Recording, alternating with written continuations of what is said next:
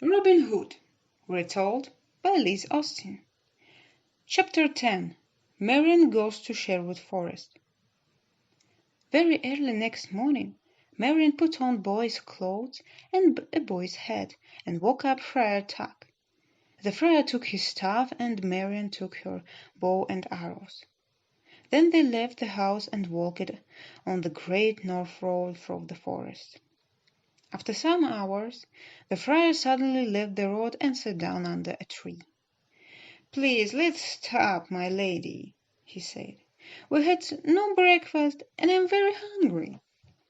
Mary laughed. "I'm sorry, Friar Tuck," she said. "You are right, we will eat now. Stay here. I will take your staff and my bow and arrow and catch some animals. We can cook them here in the forest." Marian left the friar and moved quietly between the forest trees. She saw a deer. Very quietly she took out an arrow and put into her bow. "Stop there, boy," said the man behind her. The man spoke very loudly. The deer jumped at the noise and ran away into the trees. Marian was very angry. She turned to the speaker, but he wore a big hood. She couldn't see his face. "Well, boy," said the man, "don't you know that you cannot eat the king's deer? The sheriff of Nottingham killed 2 men last week because they killed a deer."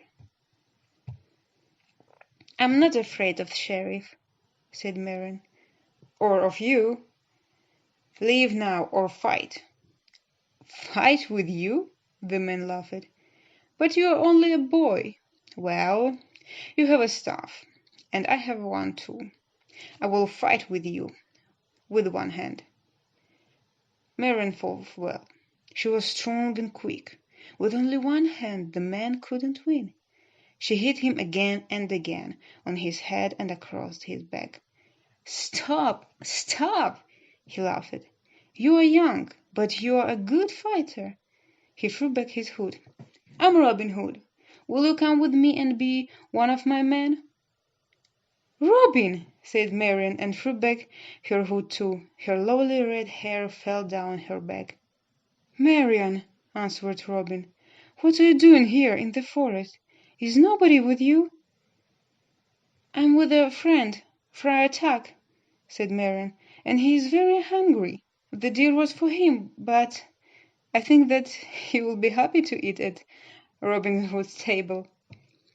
She and Robin went back to the road and looked for Friar Tuck. They called his name, but there was no answer. "Poor man," said Marian. "Perhaps he is looking for me. Perhaps he thinks that the sheriff's men killed me." Then she told Robin about her father and the sheriff. "I cannot go home now, Robin," she said. "I want to be with you here in Sherwood Forest. Friar Tuck will marry us. Let's find him. Perhaps he will want to live with us."